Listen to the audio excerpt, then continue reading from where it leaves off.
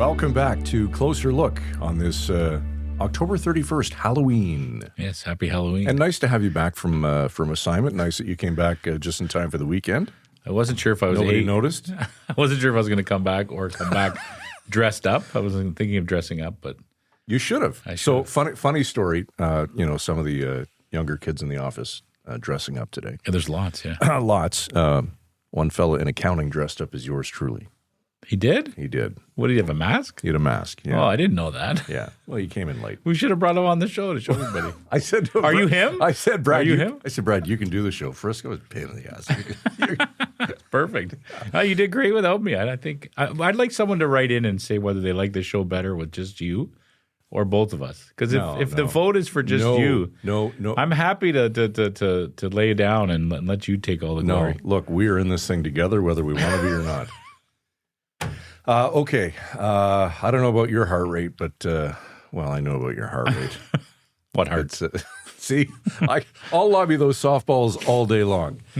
Big game tonight. Yes, I have to say I've loved this World Series. As a baseball fan, I watch the World Series every Yeah. year, and they've been duds for a couple of years. It was a sweep last year, I think, right? The Dodgers swept the Yankees. Yeah. The Yankees were terrible. I was just telling Derek before we jumped on, this has been an amazing World Series. How's your ass from the bandwagon? You all right? I have not got on the bandwagon. I've had some texts where people ask me, so are you finally on the bandwagon? Never in a million years would I get on this bandwagon. I hope the Dodgers win the next 2 games and it's over. You're a terrible human being. I know. I'm just trying to get people to write in. Anything I say that's some controversy, they'll write it. But it has been a great World Series. The Jays do look like champs. They have the last 2 games, especially the pitching, and then those late inning runs that they pile on to the other team thinks they're in it, and then they give them a few knockout blows, score 3 runs, and then it's 6-1. I think both the last 2 games were both 6-1. And when they're down 2 or 3, you don't worry. No, you don't, and you always know that you feel like they're going to come back. I feel like they never strike out. That team just doesn't strike out. No. They make contact.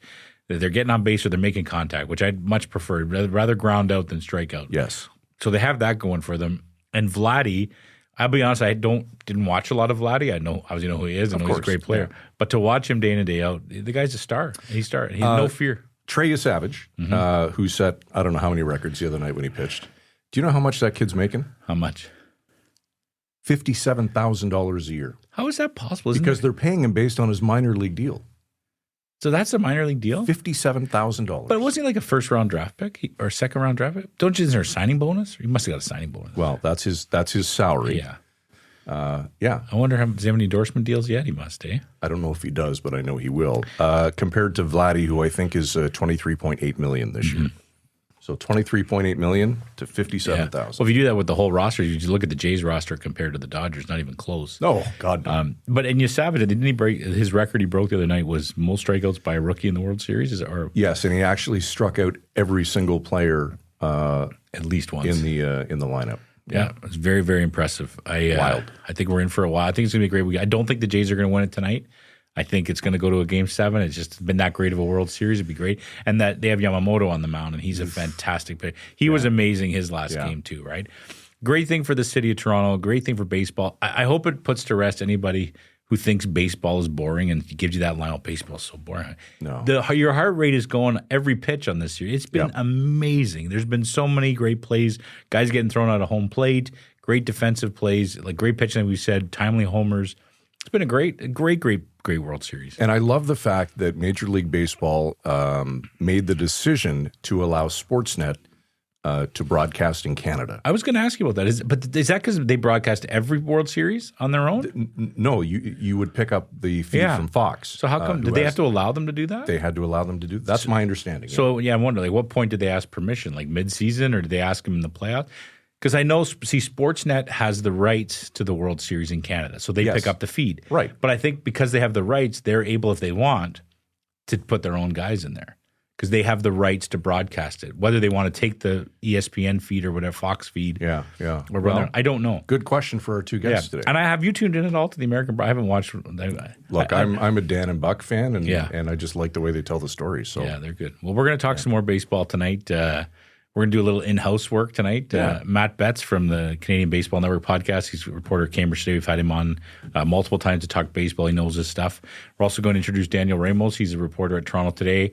Has covered some sports along the way, and he's actually in the city and soaking up all the buzz. Yeah. So we're going to have a little roundtable, talk to Jays. Why not? It's Friday afternoon. Let's do it. Joining us tonight on Closer Look from Cambridge Today and the host of the Canadian Network Baseball podcast, Matt Betts, and from Toronto Today, Daniel Ramos. Guys, thanks for your time tonight. It's exciting. Good to see you both. Thank you. That's an exciting time for sure. All right, Matt, I got a bone to pick with you because the last time you were on this program, you said Yankees in 5. It's okay. It gets worse because after that, I said Seattle in 7. I had Dodgers in 5. So, I don't know why I'm back. I don't know why I'm back on here. So basically what you're saying is it's LA in 7 you're picking, so that it goes the other way? You will not get a prediction out of me tonight. No, we won't do that. We won't do that. Well, we're hours away from first pitch of Game 6. It basically is, besides all the terrible things happening in the world today and in the country and concerns over the economy, it's all Blue Jays. It's the one good top thing. It's the top of every news site. It's what everyone's around the country is talking about. Let's start with the buzz. Matt, you were at Game 1 of the World Series, right? Tell us what that was like. What the feeling is down there. We've all been to Jays games, but it's a whole other level. Yeah, I went down. I got the opportunity to go with my brother, and we were walking around the concourse and kind of going down on the seats and just looking around. And it didn't even feel like a Blue Jays game. It felt like something completely different. You look down on the field, the media was crazy. You kind of see it on TV, but all foul territory is covered in media. You got Fox there, you got all MLB Network. Just the buzz. You could tell people were super excited and that something special was going on for sure. Mm-hmm. Daniel, you cover the city for Toronto Today. What's just the feeling been like in the city? Does it just feel a whole lot different these days? Oh, absolutely. You can feel the energy. You're walking in the streets and you can't go 10 seconds without seeing someone wear Jays gear. It's just, you really feel like people are giving each other high fives. Like I saw someone with Jays shoes the other day. I don't even know how they got that. That's awesome. But yeah, the energy is absolutely there. Matt, I want to go to you for a sec if I can, and back to Game 5 and the performance of 22-year-old Trey Savage. Describe the magnitude of what he accomplished for a mere $57,000 salary.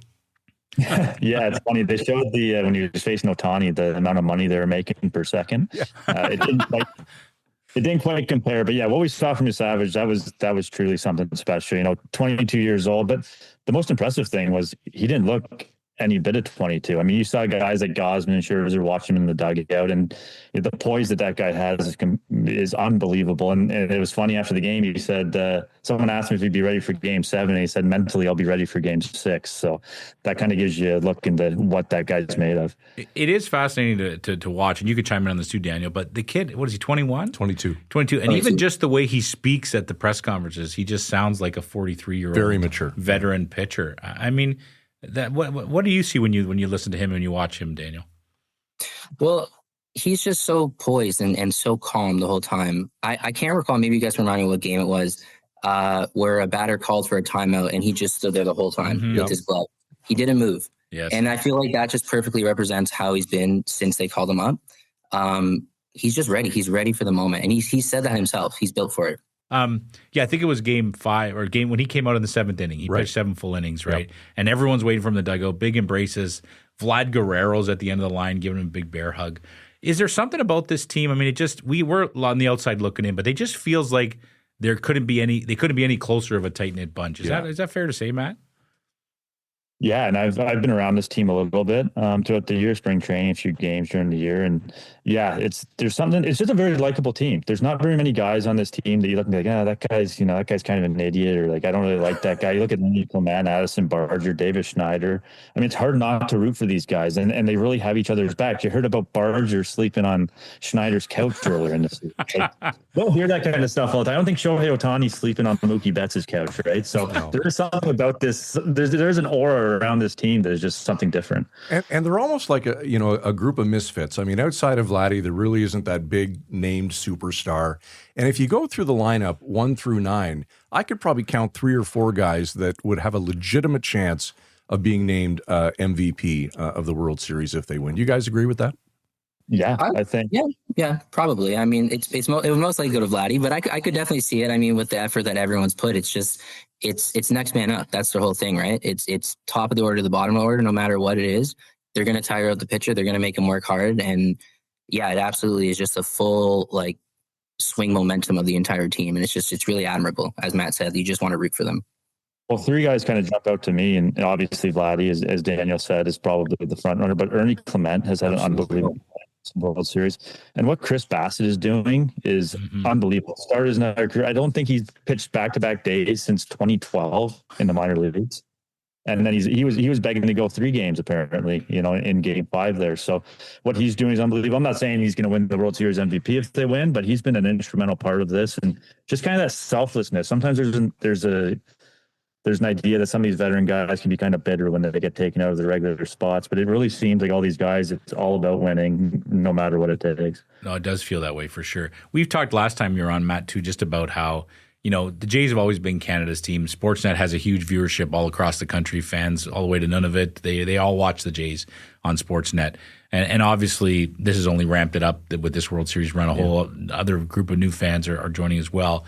What do you think the ripple effect is going to be for baseball itself in this country? Has it kind of brought baseball back to the forefront? You're going to see more kids registering this spring? Yeah, I think so. I think we saw that in 2015 with the Jose Bautista and Josh Donaldson and Encarnacion era, and I think you're going to see it again. I know we were talking before we jumped on here. 1993 was 32 years ago, then 2015, and now 2020. It's kind of like almost 3 generations of baseball fans, and now there's young players that didn't watch that 2015 team or were very young when that happened. I was very young in 1992 and 93.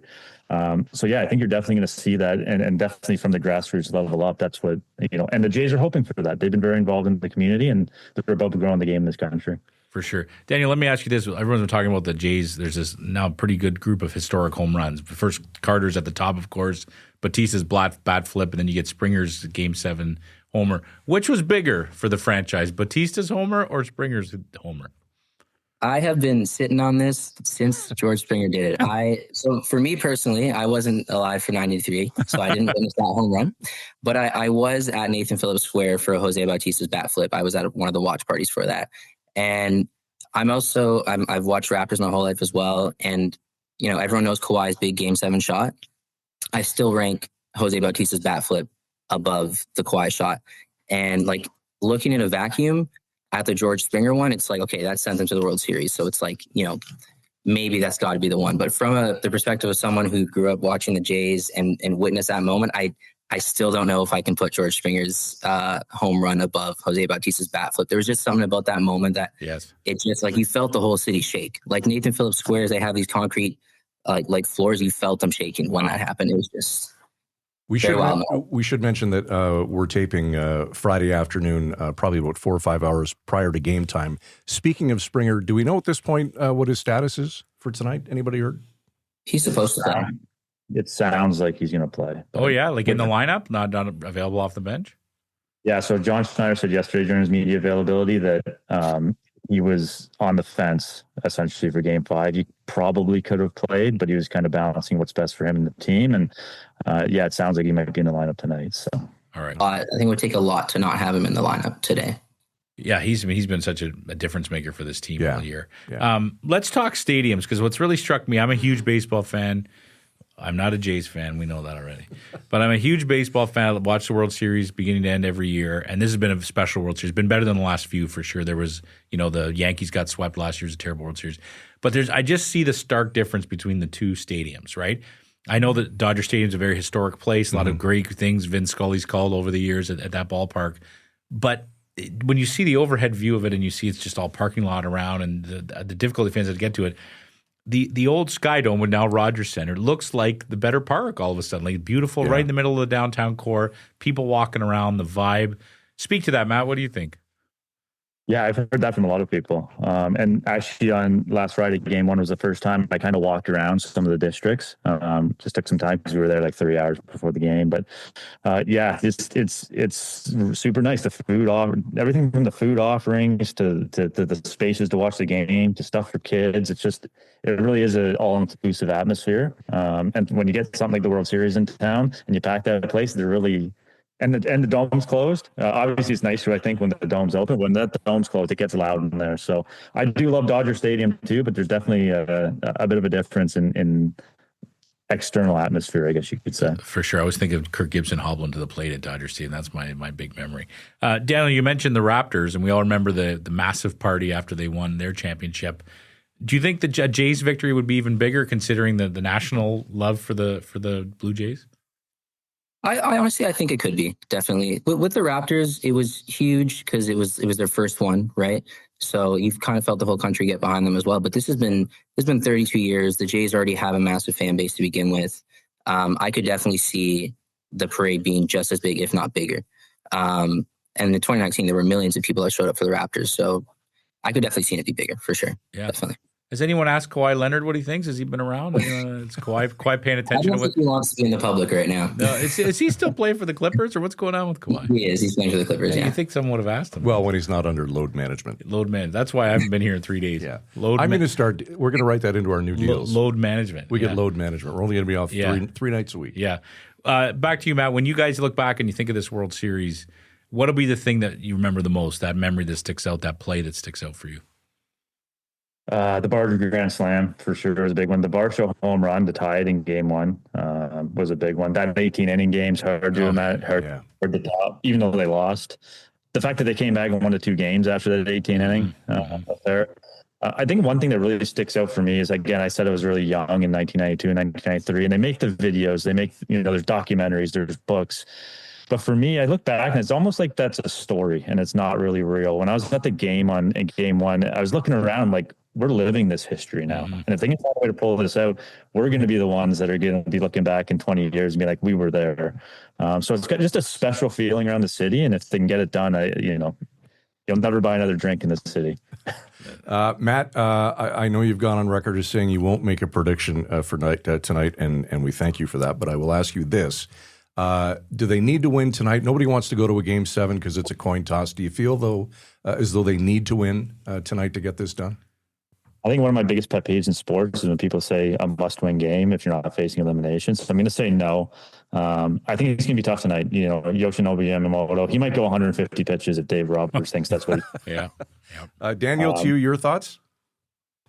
Yamamoto is so impressive. He threw 2 complete games before this. I don't know if he can do a third, but he will be really difficult to beat. So I could see it going to 7. I'm afraid to make predictions as well. But I do think it could go 7. Definitely. Awesome. Is there anything else we didn't ask you guys that we think we should be talking? We could talk Jays all day, I think. Anything else that's on top of the mind about this? No, just looking forward to the atmosphere tonight. I mean, you can feel it through the TV, and that's when you know it's a good atmosphere, when you can feel it feels like your TV's shaking. Yeah, good stuff. All right, there's Daniel Ramos from Toronto today and Matt Betts from Cambridge today. Guys, enjoy the game. Happy weekend. Thank you for having us. You enjoy the game as well. All right, we got to pack up and get set for this big game. Are you going to predict anything? No, because then I'll predict. I've been wrong every time too. All right, then I won't put you on the spot. I just, I think it's because it's like a rivalry from my childhood, the Jays and the Tigers. I just the Jays I can't get into it, and it's funny because my phone has been lighting up a little bit. People talking trash and whatever. Since someone asked me today, an old colleague said, like, you must be a little bit on the bandwagon for the Jays. I just can't get on it. I could pretty much. And I can vouch. It's true. Yeah, I could probably get on any other bandwagon, but I just can't. I'm on the Freddie Freeman bandwagon. Let's go, Freddie. You know what? He seems like a great human. He is a good human. Wonderful story how he saved his father's life. Yeah, that's right. Check that out online if you're not familiar with it. It's a wonderful story. And shortly after his mother passed away, right? She died when he was 10, and he talks a lot about the love for his mother. And I believe he wears something either on his arm every game. It's a band he wears. Yeah. Like she grew up in Toronto, like the city. That's right. He has a very sentimental attachment to the city of Toronto, and coming back here was very emotional. I'm sure he'd love nothing more than to win a World Series in Toronto. Would he ever? But, we didn't ask Matt how much he paid for his Game 1 ticket. We should have asked him that. But the tickets today, you see the thousands and thousands of dollars. Can't imagine. But you know what? For people, it's funny because I've seen people acquaintances of mine on social media being at the game. And one took his son, who's is an adult now. And I thought, well, you know what? That's kind of it's a once in a lifetime chance to go. It may never happen. And spend. I think of that great scene. There was a great photo. I think it was in the New York Times when the Cubs won the World Series finally, and there was a photo of a guy at his father's grave with the radio on, and it was dark because it was night game, and he was listening to the game 7 with his dad at the graveyard. And I say there's just something about baseball and family, and that's dreams. really what it's all about, right? It's about the fact that you enjoy this game with the people you care about.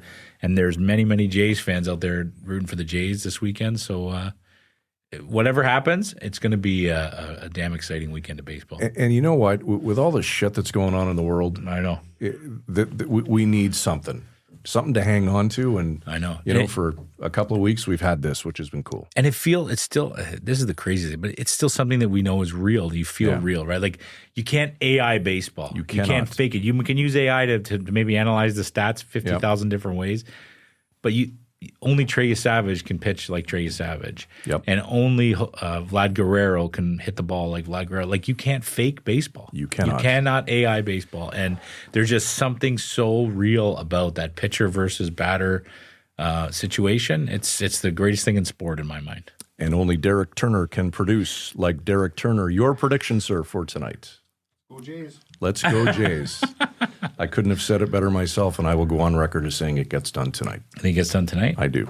All right, get the clip ready, Derek, for Monday.